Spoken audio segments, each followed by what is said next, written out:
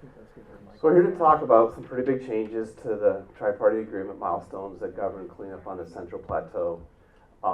These are big milestones. There's a lot of milestones, and it's an important topic. So first, let's start with some of the basics. What's a TPA milestone? Well, the tri-party agreement is an agreement between three parties for the Department of Energy to go do some work, some cleanup work.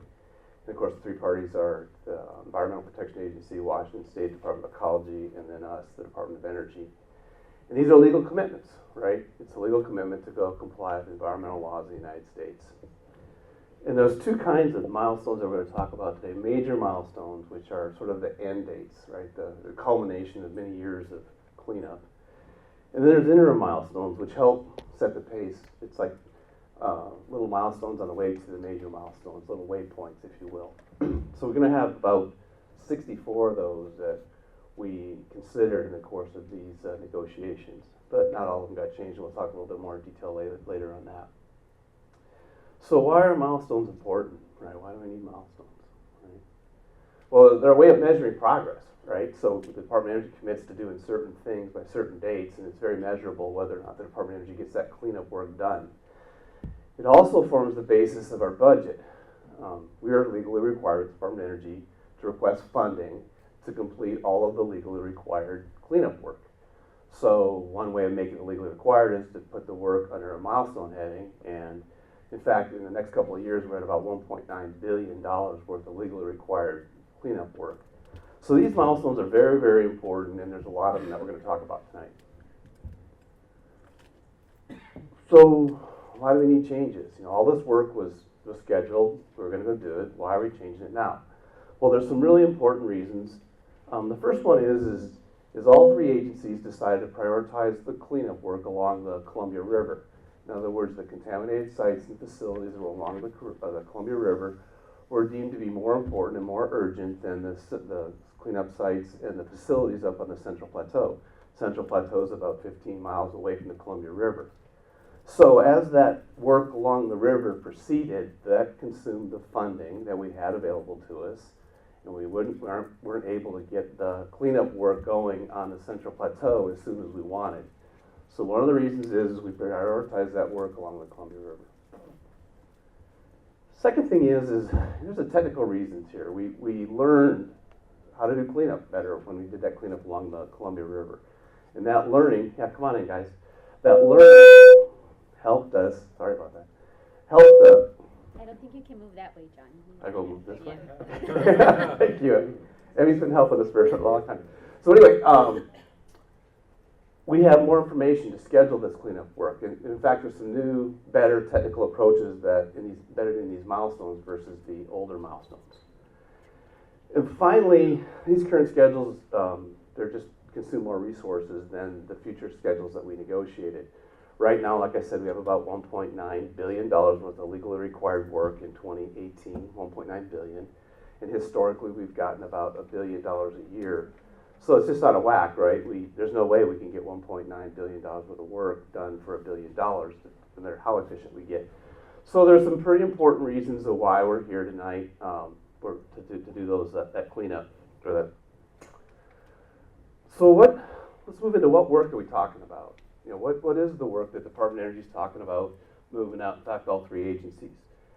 Now, these are major milestones. I talked about those earlier. The M stands for milestone, and this number, I don't know why that number is, but they lay out like this. They're a unique identifier, but let's just talk about them one by one. So the M15 series of milestones is really the investigation of what kind of waste and what kind of, how bad the facilities are that we're about to clean up in the Central Plateau. So this is an investigation of those waste sites and facilities. So once you've investigated them and you have a decision on how clean is clean and what you're going to go do the cleanup on, you have to implement those cleanup decisions. So you go remediate the waste site, you put a cap over it, you dig it up and move it to ERDF, you rubblize the facility, you do whatever that investigation led you to do in the cleanup. And there's many, many milestones in those two different major milestones. This M37 deals with RCRA, Resource Conservation and Recovery Act. The facilities out there in the waste sites that need to be cleaned up under that, we'll talk about that more. And then M85 deals with the 5 canyons. We had 5 canyons out on the Central Plateau for processed fuel. The 5th one, U Canyon, never did. It recovered uranium from the tanks. But that's a major action that is governed by M85. And then finally, we have M94, which deals with cleanup of key facilities in the 300 area. And those key facilities are a 61811 burial ground, the 61810 burial ground, and then a big facility called the 324 hot cell with the waste site under it called 30296. So you can see what we're talking about here is investigating all those cleanup objects on the Central Plateau, deciding what to do with them, and then actually go doing it. And then we have this RECRA action work that we have to do, the canyons, and finally some work down on the 300 area. So it's a lot of work we're talking about here. Let's take a look at it a little bit more.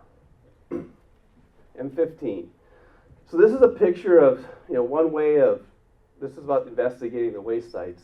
It does take sometimes equipment that big, many, many times over, to drill into the soil, the contaminated soil with either radioactivity or with chemicals, and take those samples out many, many times over to decide how contaminated the earth is in that particular case, how bad the facility is in that particular case, and lead you with the information to what kind of decision you're going to make about how clean is clean. So it deals with remedial investigations, feasibility studies, and then finally it results in a record of decision. So what is it that the Department of Energy is going to go do in response to that cleanup object? And those records of decisions wind up with legally binding schedules that the Department of Energy has to request funding for and then go perform in accordance with that schedule. And that's an important point. So there's a lot of work that's going to have to be done up on the Central Plateau to go investigate those cleanup objects. So we talked about it earlier. So you got this investigation, you decide what to go do. Now M16 is about, okay, go clean it up, right? And this is the non-canyon cleanups. And this is an example of what sort of cleanup might look like. In this case, it's removing contaminated soil for disposal up at the environmental restoration and disposal facilities. So the M16 milestones implement those cleanup decisions that were made in the records of decision. Let's talk about the M85 milestones. I said there's 5 canyons. Sorry, yeah, canyon, you mean not like a geologic feature though? Thank you. Can you just tell what a canyon is? I can do that, yes, thank you. That's a picture of a canyon. The reason it's called a canyon is that's probably about 20 feet below ground, 30 feet below ground, 40 or 50 feet above ground. And for the length of that inside, it looks like a canyon, right? It's a big open structure inside. And the reason it was built that way is there's a crane up on the top of that thing, just underneath the roof, that can go the whole length of that, or virtually the whole length. And then at about ground level, there's cement holes in the ground, if you want to call them that, with big cement cover blocks with highly radioactive equipment in the basements of these, you want to call it that, right? That used to dissolve nuclear fuel and remove the plutonium for shipment in a plutonium nitrate solution over to a plutonium finishing plant. So the upshot of this is that there's 5 of those. They have highly contaminated equipment in them.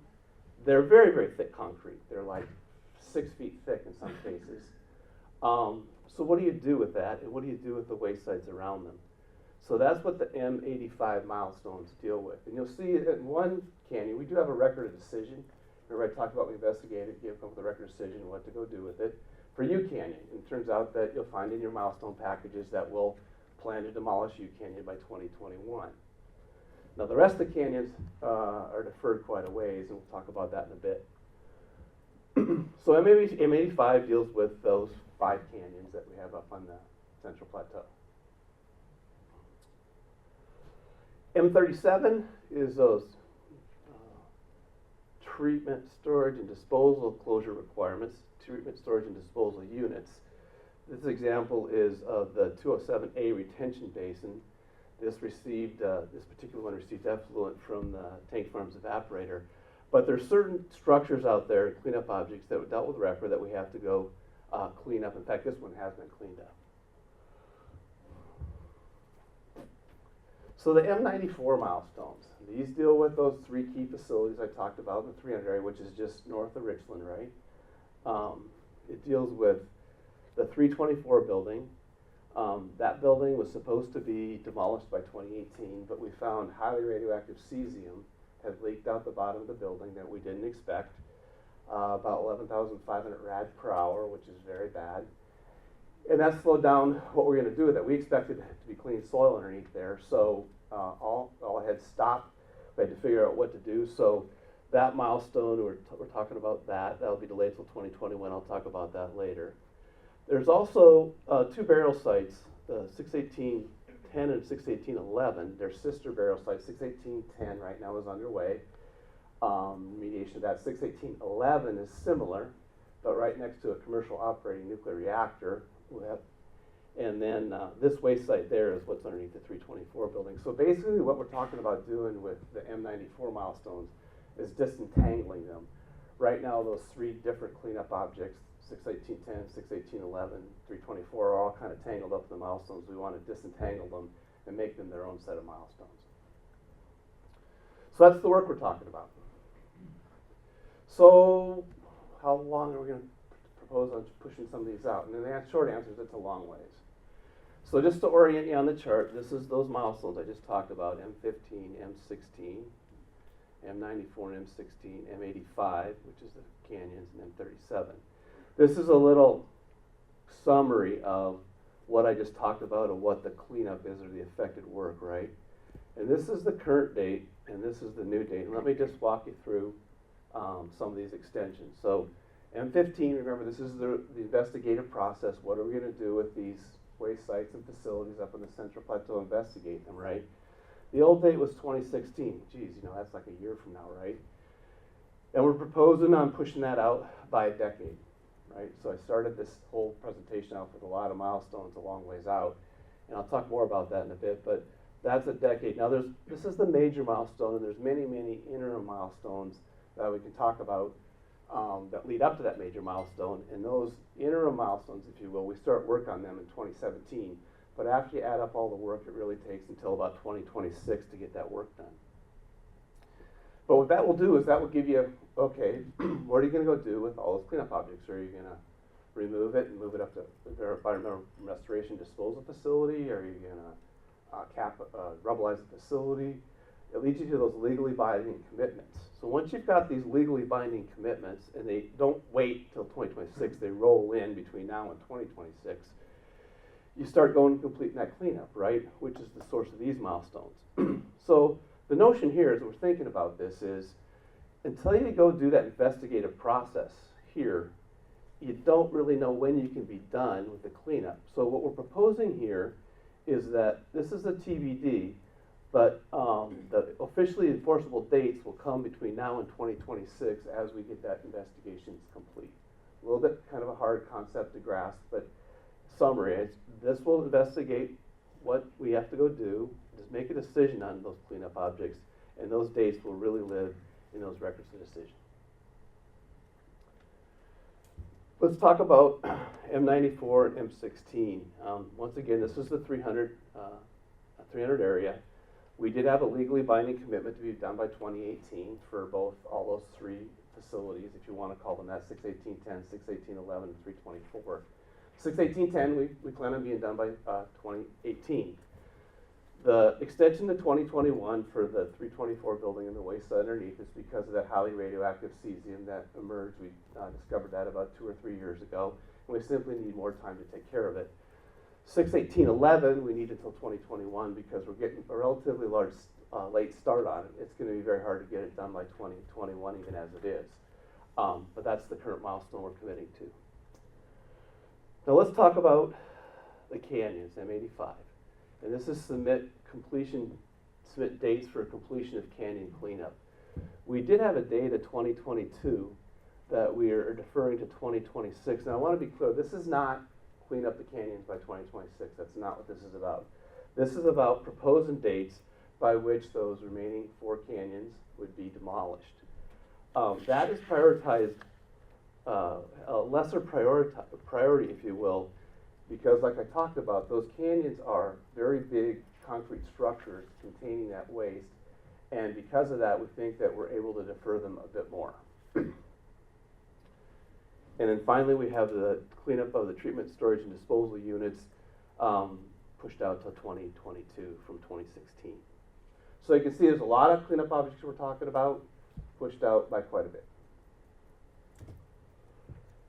So, why did we agree to do this, right? Why would you take these cleanup objects and push them out? Why would you do that?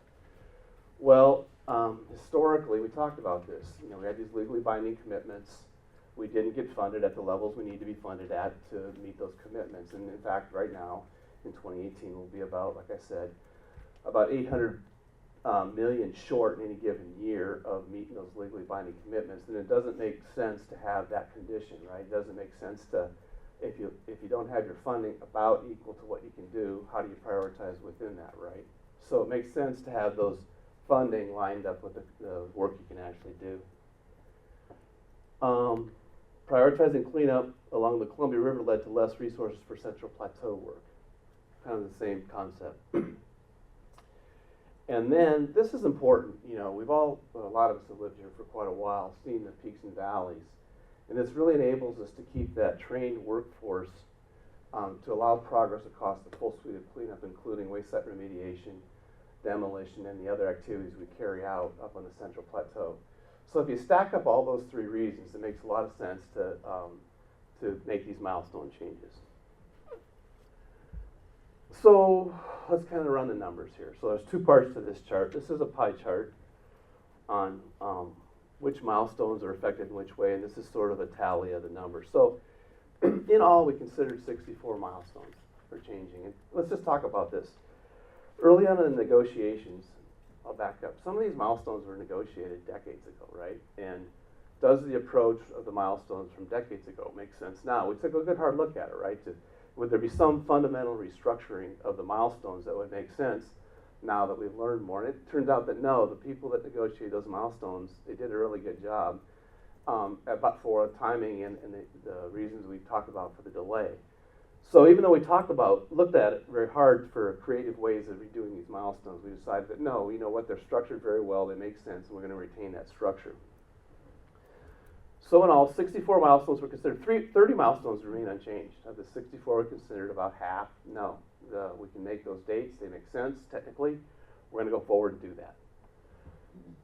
19 new milestones are proposed. And these are typically, well, they are all interim milestones. So even though we delayed some of the major milestones, which we did, we layered in more interim milestones, more milestones leading up to the major milestones, so that everybody, the public, EPA, Ecology, and the Department of Energy, can track that progress towards the major milestones. We have 9 milestone extensions. We talked about those in the previous slide. They go out anywhere from a couple of years to a decade. And then 6 milestone modifications are proposed. And really what those are is the disentanglement of those milestones for 618-10 barrel ground, 618-11 barrel ground, and then the 324 facility. So that's how the numbers stack up. So what have we done? We talked about sort of the background. How did we get here? We talked about what work are we talking about rearranging, and we talked about how far we want to push these things out. So how do you get involved? There's a lot of ways of getting involved. First of all, thanks for coming tonight. This is a perfect way to get involved. Like Chris said earlier, we have the public comments at this meeting. You can email comments to this address right here, or mail comments to the Department of Energy. Public meetings, we plan 4 right now. This is the first of 4, and then in a couple of weeks we'll be in Seattle, and then the next night Portland, and the next night Hood River on the 17th, 18th, and 19th. And for more information, yeah, go ahead. This is my question. Why is the time element of the meeting not on this? I mean, I had a devil of a time trying to find out the time of the meeting until I went to the website. Is that right? I deal with a lot of older workers, you know, that are retired and that, and they don't use computers, so they wouldn't know. And I thought I looked in Annette Curry's article, and it didn't show a time. Did it show a time? Yeah, it showed the box, what is it, back box in the print edition, but it was on the web, but it wasn't in the paper, so we ran it again today. Yeah, no, see, no, like, these that you're listing here, I I've got people that work with me in Seattle and that, and they would go to the one in Washington that you had done, but what's the time on it? It's a great point. We'll make sure we do that. Thank you. Thank you. That was my question. Thank you very much. For more information, this is a big sweeping change. It's big, right? And obviously, this is the start of the public involvement. So if you need more information, there's a number of ways of getting it. The contacts for the three agencies are myself, John Price, and Emmy.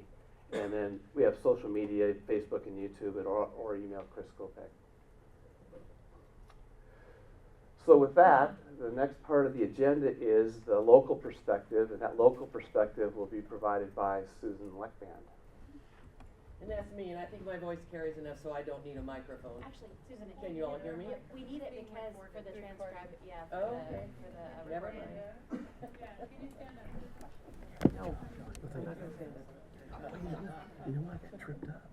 I saw my boss walking away. Hi, my name is Susan Leckband. I'm a 30-year resident of the Mid-Columbia. I am a member of the Hanford Advisory Board and the League of Women Voters, and am active in both. I worked on the Hanford Site for 25 years. I am now retired. I'm committed to the tenets of each of those organizations, but I don't speak for either one of them. This is my personal opinion, certainly informed by my participation in those organizations and by my employment on the Hanford Site. This set of milestone extensions is a little disturbing to me because many of the people who have been interested in Hanford cleanup will be dead, frankly, by the time these are completed. And that's disturbing. A lot of work has been put into those. All that being said, typically local people have three concerns. Environmental cleanup, absolutely. Economic concerns, because Hanford Site is a huge economic driver for this region. That's a fact. And human health, that's huge. Everybody wants to be safe. They want to go to work safely, come home safely. They want their families to be safe. I personally am involved on a pretty deep level with Hanford cleanup. I care about it, and I'll care about it until I don't care about anything anymore. I'm counting on EPA and Ecology to continue honoring their commitment to a cleaner Hanford and to worker and public safety and to human health. I count on them to do their job. I also believe and am really grateful for all of the members of the public who are here and identify that you have a responsibility too to care about the air, the water that you drink, and your community. And I think that's really important. I am not nearly as concerned about the delays in the canyon facilities. I've worked in several of them. I think that they're stable and they'll be stable for many years to come. And the cleanup will happen. I'm convinced of that. I'm not so concerned about those delays. I think that's, as far as money is concerned, they can delay those. I am concerned about pushing out the M15 milestones. That's a very long delay, a decade. People's commitment change in a decade. The agencies change in a decade. Things start over brand new again that's been investigated over the past. I'm disturbed that that's such a long delay. I'm also a little concerned about the delay of the cleanup of the Central Plateau, and the fact that in the 300 area they're separating out the three hardest things to do. And I'm very concerned, and I think those really deserve priority. The 324 building, you could stand in it and spit in the Columbia River. If that leaks into the river, it affects thousands of lives. It's dangerous, and I think that really takes priority. The 61811 burial grounds, pretty scary. Those things are very near heavy populations, and I think they deserve not to be pushed out very far. I'm very concerned about those. That being said, I will continue to monitor, keep the League of Women Voters informed about what's going on, and encourage people to become involved in Hanford cleanup and to educate yourselves about Hanford cleanup. There's lots of information in lots of places. Thank you. I'm excited. The first Q&A? The first question? Oh, yeah. So let me get the mic so that everybody can hear. Okay. Great, thank you. I would really appreciate it if we could use this map here to show us exactly how M15 or these major milestones, like how they are in relation to this map. I think that would probably help a lot of people in the room. I don't know if everybody would agree, but for people who aren't familiar with the Central Plateau and where the 61811 and 324 sites are, I know it would really help me. How do we get a copy of that? I can do this. Okay, it's a great question. Thank you very much, and we'll get you a copy. We'll have that. So, so the Hanford site is here, and to orient you, we are down here right now. And so the Columbia River flows through this way, last free-flowing stretch of the Columbia River. And so let's just talk about the M15 and M16 milestones. This is the 200 west area, and this is the 200 east area. They're about 8 to 15 miles away from the Columbia River. They're about 200 to 250 feet above groundwater. That's the reason they were put there, is they're put there originally because they're distant from the river and distant from population centers. So the M15 milestone to investigate those waste sites really investigates all the waste sites up in this area. And the M16 milestone to remediate it also deals with those waste sites. Now the canyons are split between the 200 west area and the 200 east area. You have U Canyon, T Canyon, and Redox in the 200 west area, and then Purex and B Plant in the 200 east area. So that's where we're talking about here right now. Now in terms of the disentanglement, the 61811, 61810, that sort of thing, 618, get my glasses off here so I can see. 61810 and 11. 61811 is right here by the Energy Northwest commercial nuclear reactor. 61810 is down towards the city of Richland, a mile or two, and on the other side of the road. And then the 324 facility is down here about a mile or two north of the city of Richland. So that's where those facilities are. Did that answer the question? Okay, great. And I have several more questions, but I Okay. don't want to bogart this. All right. This mic, if someone wants to go next. Is anybody else want to ask a question? Dean? Do you need my name? Right now, the Q&A we'll respond to, but during public comment, if you want to give it, then we would want your name. Okay. Can you hear me? Yeah. All right. Sounds kind of strange to me. Well, what I was wondering was, since you're delaying or suggesting that, put it closer? Oh, Yeah. sorry. Thank you. Since these milestones propose putting out or delaying cleanup work for 10 years or more, because as I read this, in 10 years we will have proposed plans and records of decision, but we will not have any cleanup done. And I would like to know kind of what I could anticipate. Would cleanup take 5 years for each facility, or would it cleanup run, concurrently, or would it be spaced out? So would we work on one area under one rod until we're totally done and then start another? Otherwise, I just would that's one question I would like to know. And I was curious too if you can give, can you tell us, since you're delaying this, what are you going to do with the money that you would be using it instead? If you were where is it gonna go? And I'm thinking it's gonna go on the river corridor, and so I don't want to ask too many questions on that, but that's basically what I was wondering. Okay, hey, thanks.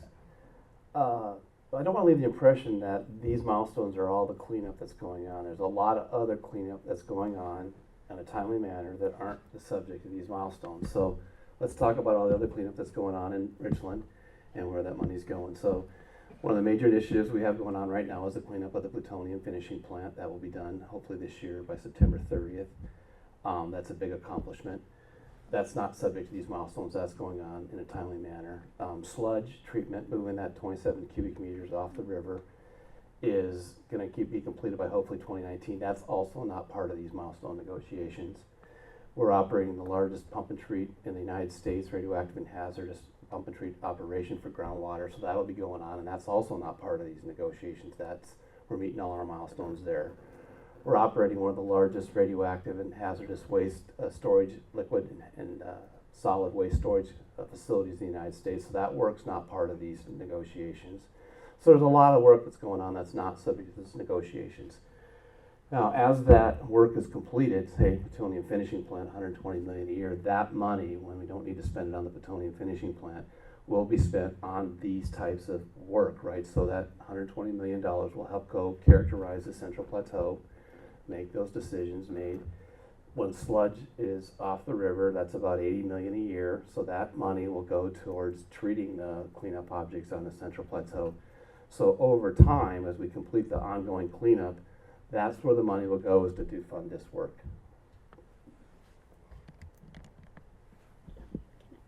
Would you promote that graphic, Jen? So, Yeah, oh, sorry. That button to turn on, the light turns green. no, I turned it off. That's great. There. Oh, here we go. Okay, so just to, whoa, wowzers. Okay. Oh, sensitive little thing. Yes, it is. You were doing a good job, John. And I'm not. I'm not doing a very good job at all. So I just wanted to take a second because it's difficult to talk about delays and years. We've been using a lot of words, but I was hoping if we represented it, showed it in a graphic form, that might work a little better for people. And so just to get you an idea, basically everything John just said is represented on this graphic. There's some large upcoming projects, finishing the plutonium finishing plant by 2016. That's where a lot of our money is going. And then in the out years, coming up to 2019 through 2022, you see there's the sludge removal from Key West Basin, cleanup for 61811, the 324 building cleanup that we're proposing based on the changes we're discussing at this meeting. U-plant demolition, which is not being discussed, but is a standing milestone. So this is basically where the money is going. I know you had asked that question specifically, Jean, what's happening to the money that's at PFP. This is the layout of where we want to see that money go. So if you go to the next slide, as far as, and then we keep saying, and then we're going to focus on the Central Plateau. Well, what does that mean? We talked a little bit about 200 West, 200 East, and all the operable units within there. So this is basically the layout of when we would get to records of decisions. So anything before these diamonds talks about the investigation work that needs to happen. And you can imagine, depending on the remedy we select, it could be 2 years for implementation or more, depending on how complex the remedy is to implement it. But this at least gives you an idea of the timeline for us to get to that record of decision, which is a major part of the cleanup process at Hanford. So hopefully this might help put it in a little bit more context for everyone. And, yes, you know, that would really be good if you would show where the milestone is now and where it's going to. Thank you. I was just commenting, this is a good chart, but it needs to show where the milestone was and where it's moving to, so you can get a relationship with the ones that have not been changed and the ones that you're proposing to move. Okay. Thank you, Bob. All right. Can I follow up? What I asked during the board meeting upstairs an hour ago, what this doesn't show and what needs explanation is all this work was scheduled and shown in the funding profile that we were given and the public commented on this spring for 2017 through 2019. That funding profile funded the milestones that are now being delayed. And it funded this work. And now so you have $120 million a year that was going to the plutonium finishing plant. And you had other work being funded for doing the investigations on the Central Plateau that are currently due and overdue and are being delayed. And what's missing here is where the money from the delays is going. I think I asked that backwards earlier today by saying, where's the PFP money going? The PFP money is split up and part is shown, but where is the money going from, and what is the cost of the work that you're deferring? Where is it going? Yeah, thanks, Jerry. I think we have to be really precise in our terms. There's a difference between we requested the funding and we got the funding. And we requested about 1.9 billion. That's for about 2018. For this year, I think it was for 2016, I think something about 1.5 billion. It's in that neighborhood. We requested 1.5 billion. We got 914 million. So the $600 million never showed up here. It still it got reassigned somewhere else. So yeah, that work, we did request funding for that work. We requested it, but we didn't receive it. That's why we have to push it out.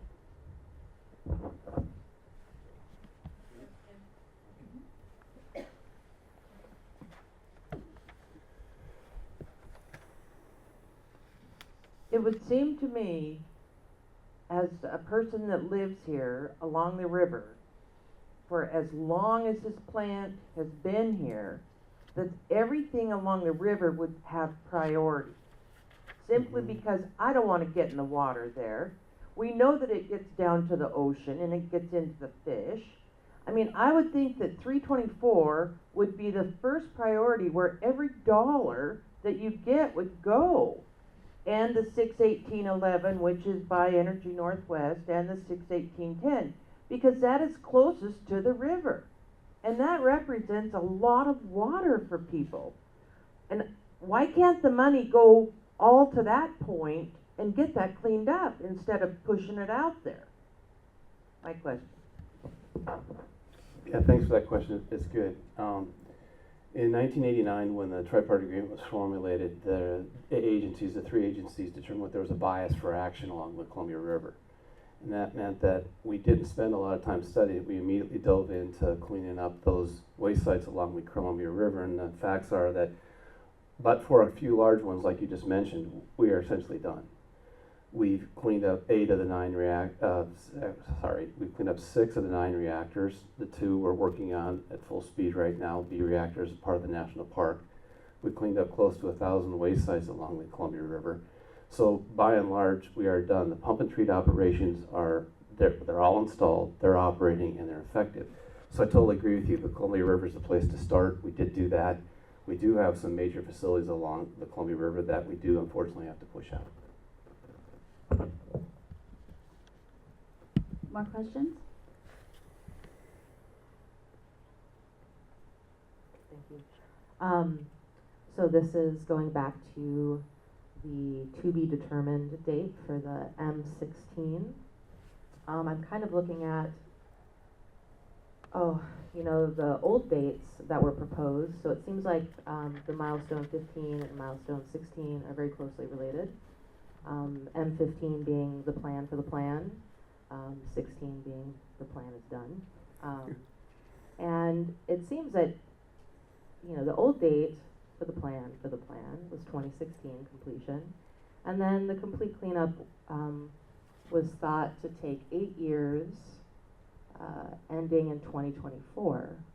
And if I do the math right, the new date for M15 would be 2026. And maybe we could assume that the new date then would be 10 years out for M16, so it'd be 2034 instead of to be determined. So I'm curious as to what changed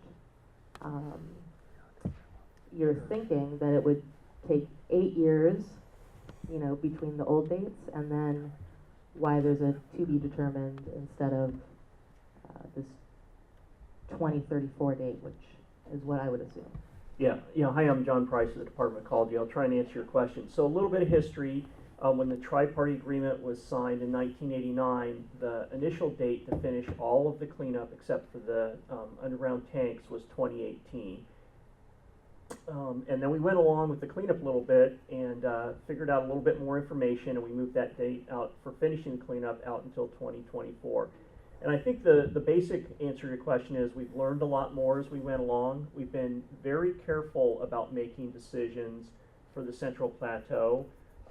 We've actually gone out 3 times already to investigate the sites, and each time we investigated them and came up with a proposed cleanup plan, we decided we didn't have enough information, wanted to get more information so that we could make a really good cleanup decision. And so that's what we're doing. We're hoping this is the final campaign here. So we're going out one more time. We have work plans that we've agreed to with the Department of Energy, or very close to agreement. And in some cases, the investigations will take 5 or even 6 years because they're so complicated, the work is so hazardous. So that's why it's pushing out until 2026 to finish these investigations. And we hope we have good cleanup plans after that. And so hope that answers your question. It does. I have another question regarding that TBD, which is my favorite acronym right now. On the front of this fact sheet, it says, how do milestones affect budget? Having milestones in place identifies how much money is needed to complete work at Hanford each year. Without a milestone listed for M16, how could that affect budget allocation? Yeah, sure, great question. So a little bit more about how the federal budget process works, and John will help me here if I get this wrong. But basically, we're working in a year, and then we have a planning year ahead of that. So right now, the budget for the federal fiscal year 2016 that we're in right now is set. And then the budget for the federal fiscal year 2017, the next year, the Department of Energy locally has requested that money from Department of Energy headquarters, and that goes to Congress in the second week of February. So those are the years that are really kind of set in stone, if you will. And of course, Congress has to do their debate and all the business they do. Beyond that, the Department of Energy has some planning numbers that they use, and the Federal Office of Management and Budget also has those planning numbers. But those are not set in stone, and so our milestones, to the extent that we have them, help guide that planning guidance. And what we try and do as we move forward is set more milestones as we go so that it provides more definition for the Federal Office of Management and Budget, and we can lock down those numbers. So is that mostly right, John? You got it right. Okay. Yeah, and I have one. Anybody else have questions? Actually, more of a comment than a question. I'm Dirk Dunning with the state of Oregon, and we will have comments for the record when we're in Hood River and Portland. But in partial answer to your question about where the money is focused, as John began to explain, or partly explained, in 1995 the tri-parties went out to do a negotiation on tri-party agreement milestones, and they went to the public in 5 cities. They did that at the beginning of the negotiations, laid out what it was they were talking about, and sought input. They did it at the middle of the negotiations, went out, told them where they were, sought input, and they did it at the end of the negotiation saying, here's where we got to, what do you think? And they were very elaborate discussions, and the tri-parties listened very well to that and what the public had to say. And in particular, your comment about focusing along the river, that's where that came from. The focus that we see now of cleaning up along the river was from the public, from those meetings. And they listened very strongly. The one expansion I would have on it is that there are some of the facilities, like the waste encapsulation storage facility, that even though it's much farther from the river, is a much greater threat to the river, and a much more immediate threat to the river. And so how things are cleaned up in what order isn't just geographical, there's also other aspects that go into it. It's in the Central Plateau, up in the 200 East area. But it contains something on the order of 40% of the radioactive material on the Hanford Site, and it's not in good shape. The one question I would have, John and John, is that for this process, like the 95 process, how will the public comments be used? Take that. I'll take it. Okay. No, we'll all take it. Yeah. Thanks. That's a great question. Well, we take public comments very seriously. We do. And there's no perfect answer to this. It's a very complex situation. So we're here tonight. We'll take the public comments. We're here in, rather in Seattle, Portland, and Hood River. We'll take those comments. And depending on how those comments come in, we may or may not change these milestones. So it's a kind of a difficult thing for me to look at my crystal ball and tell you what's gonna change here, but we have to wait and see what the kind of comments are. So I don't know, John or Emmy, if you wanna elaborate on that.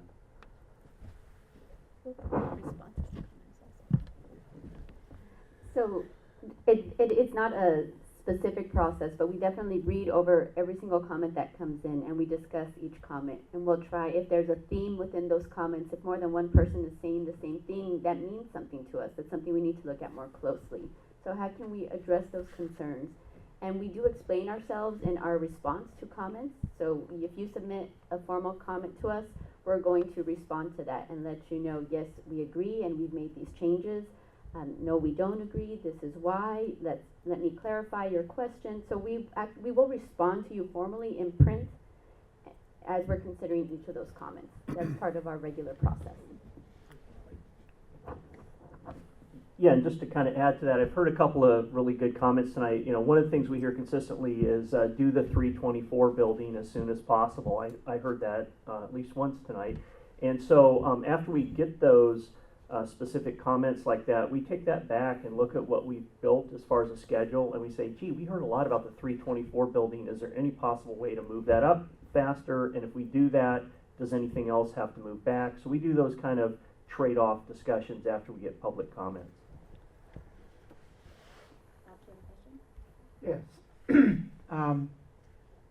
Looks like we have a set amount of work that we know has to get done. Looks like we have a pretty good idea what our budgets are going to be. So the only thing I think we can give you is, just like we were talking about, is changing or identifying what our priorities are, what ones we ought to do first. And that goes back to risk. And the highest risk are the facilities along the river, and the other ones probably can wait. But the only thing that we have is time that we can play with, and the risk and the order we do things. Because I can't see budgets going up for Hanford, and I can't see any of this work going away. It's just the order we do it. So is that pretty much what you're asking us to give you, is priorities, what we'd like to see first?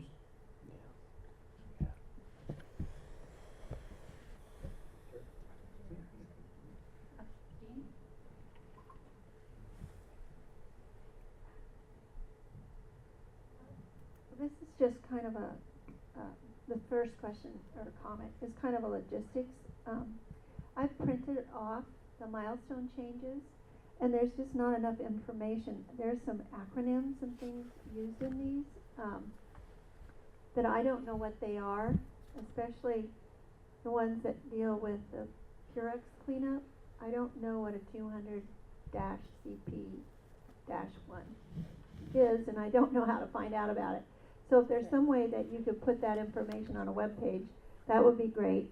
Milestone M16 250, I have no idea what it refers to. So if somebody could tell me what develop a 3-year rolling prioritized schedule consistent with site-wide cleanup priorities to implement site removal actions per action memorandum, blah, blah, blah, blah. Tell me what that means, because, you know, I don't know what that means. So I don't know what I'm bringing it to and with that.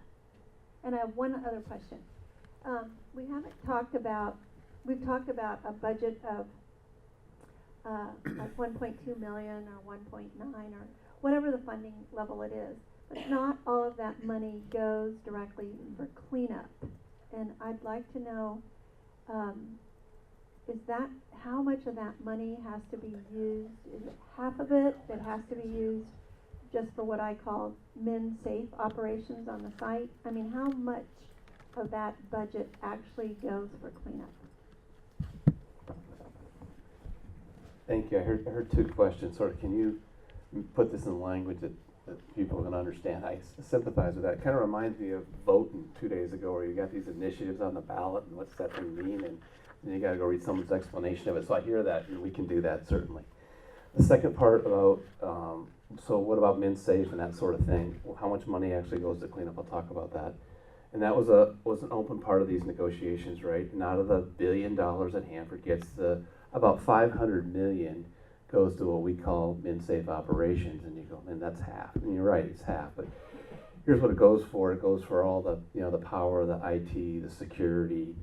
It goes for, like PFP has about a $30 million a year min-safe min-safe component, which goes to safeguard the nuclear material in there, the gamma alarms, the fire safety systems. Sludge has about a $30 million min-safe, so it's of that $500 million, much of it goes to just the minimum dollar amount you can take a given facility down to without accomplishing cleanup, right? So the cleanup that actually happens with that $1 billion is 500 million. That number is, we continue to work very, very hard on driving that number down, and in fact it has come down over the past years. It's getting increasingly hard to do that because we think we're at pretty much rock bottom until we get some of these major facilities off the docket, like PFP. We pick up 30 million in min-safe and 120 million in annual budget. Like sludge, we pick up 30 million in min-safe and another 80 million in budget. So that's the answer to that question.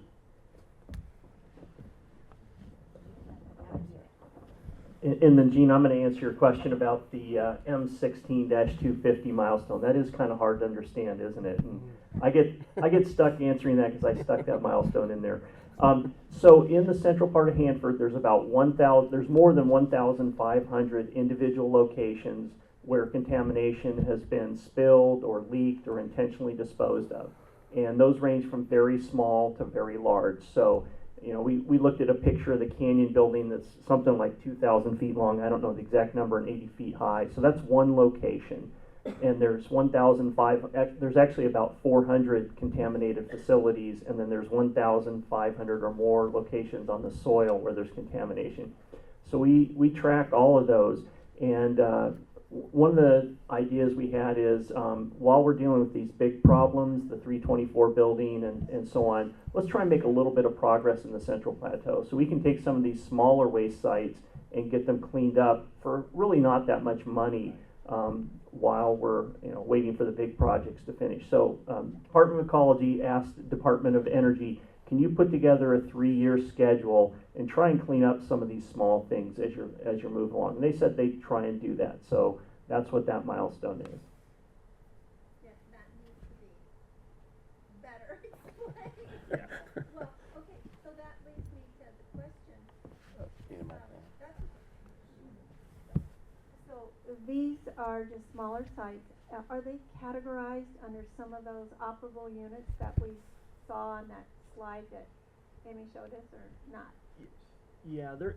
I just was wondering where they fell under response work. I should just leave that on. And how much of your budget do you think you might give to that? 1%? Yeah, I think it'll be a small amount. I'm thinking, $10 or $15 million a year out of the $1 billion a year would take care of a number of those waste sites. And they actually fall into one of the older operable units. So one of the things we do at Hanford to confuse everybody is every so often we change the numbers and how we organize things. And I think we have a hard time keeping track of those too.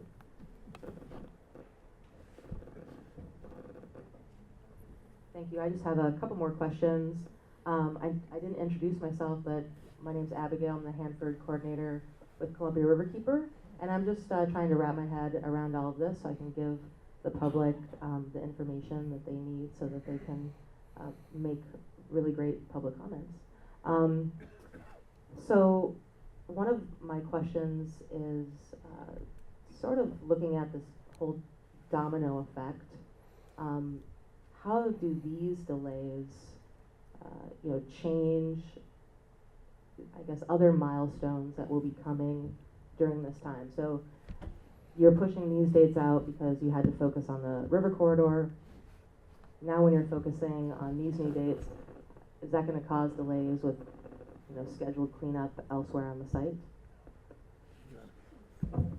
Short answer is no. It's integrated. And then my final question, how do these delays, I guess, affect human health and the environment? I mean, if we're looking at, 10-year delay, if not longer, with that TBD, is that gonna increase risk to workers, to the environment, to human health? Like, you have a sense of that? Yeah, so that's a really good question. So one of the things we did with these milestones is did try and prioritize things where there was potentially more risk, like the 324 building, and we tried to take things where there was less risk, like those canyon buildings, and push them back. And one of the trade-offs that happens when we did that is the canyon buildings are, how old are they, 60 years old now? Right. And so they are deteriorating. So while the cleanup can be pushed off into the future, that causes other costs. For example, putting a new roof on some of those buildings that you're going to end up tearing down eventually. So those are some of the trade-offs we try and deal with. We're coming up about to the public comment portion. Does anyone have any more questions before that?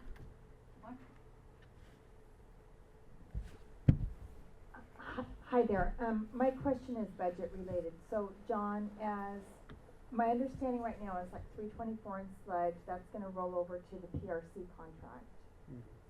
And so that money, in theory, would go to that contract. But as these big things like PFP and 324, as they come off, we can expect then that the PRC budget will stay the same and we'll be able to roll over then extra money to all of this other work? Yeah, let's talk about that. That's a great question. Thank you. Right now, sludge is with the PRC. They're doing a fantastic job. The main jobs, if you will, that Washington Enclosure Hanford has now remaining that will roll over to the PRC are 61810 burial ground. We just got our 8th DPU augured a couple days ago by Washington Enclosure Hanford. So that'll roll over to the PRC along with the money to finish off the 61810 burial ground. The 324 296 waste site is basically in a surveillance and maintenance mode right now by Washington Enclosure Hanford, and that could be rolling over to the PRC as soon as within 3 or 4 months. So yeah, that'll go there too. And then of course so I got 61810. 61811 is in a surveillance and maintenance mode. Now not much money being spent there, so PRC would initiate that activity. And of course the last big thing that Washington Enclosure Hanford's done very, very well over the past almost decade is run ERDF, the Environmental Restoration and Disposal Facility, and that's about, I think, $25 million a year. And that will roll over to the PRC probably in the summer. So long answer, but yeah, all that work will roll over to the PRC. The PRC budget will raise to accommodate that work. Okay, but the other part of my question is, so as those risk projects are completed, so as 324 is done, as PFP is done, you expect the budget to still be there then? The budget that was there, the same amount of money, so that we're not going to lose money, I guess is my question, once the risk jobs are gone. Yeah, I get that. Yeah, so what you're saying is once these jobs are done and that 120 million that used to go to PFP, now it's going to go to somewhere else, right? Now, well, Congress appropriates the money, but this is based on $1 billion a year. Those milestones are based on $1 billion a year. We need that money to get that work done. So what Congress does with that information is up to them. But yeah, we were planning on keeping that money here.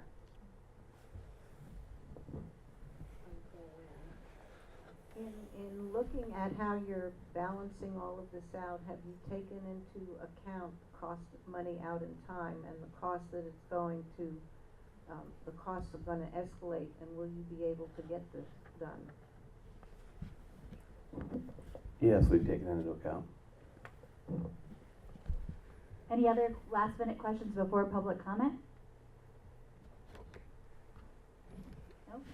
Would anybody like to make official public comment?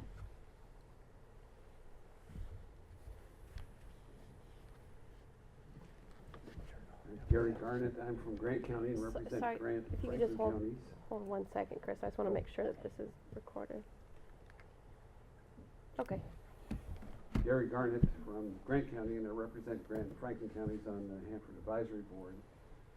The people I talk to are concerned about the possibility of an overdue large earthquake in the Northwest, and we're looking at Hanford with 70 years of plutonium contamination and another potential 70 years.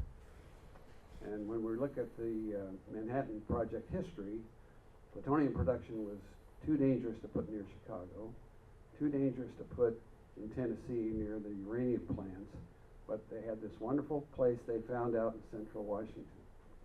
So people have accommodated that, but there is that concern about the potential of earthquake and whether or not that would collapse those tanks, what would happen.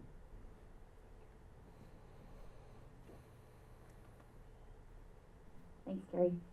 Anybody else to make official public comment? These comments will be transcribed and given to the TPA folks that are going to do the response to comment summary at the very end of the comment period. We'll also take official public comment at the three regional meetings that are going to be in a couple weeks. Those comments can come from you anytime between now and December 11th. You can email them, you can mail them, but if you'd like to just verbalize them tonight, you're welcome to do that as well. Or if you have additional questions now that you've had a couple minutes, we can do that. Or if you feel like you're ready to go home tonight, we can wrap up. So leave it up to you all. May I offer another comment? Sure. Another option? I'm Shelley Simone. I'm a member of the Hanford Advisory Board and on the River and Plateau Committee, an issue manager for the Central Plateau cleanup.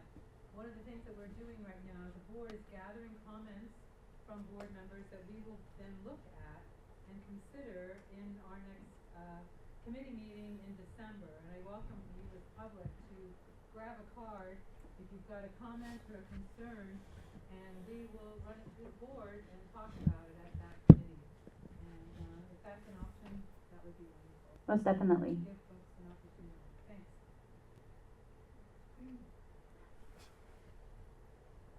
John, Emmy, would you like any last thoughts? The only thing I have is, first of all, thanks for coming out. I know it's after work for a lot of you. I appreciate you coming out here. I appreciate your comments. I always learn something every time I come here, so I appreciate that. So we take this very, very seriously. We want to hear your comments, be it from here or Portland or Seattle or Hood River, and then we'll follow this up with a pretty major change and plot the cleanup on Hanford for the next 20 years. Yeah, I guess one other thing I'd add, if you're a Washington resident, I work for you. John and Emmy both work for all of us if you're a federal taxpayer. So, feel free to contact us anytime and let us know what you want because we work for you.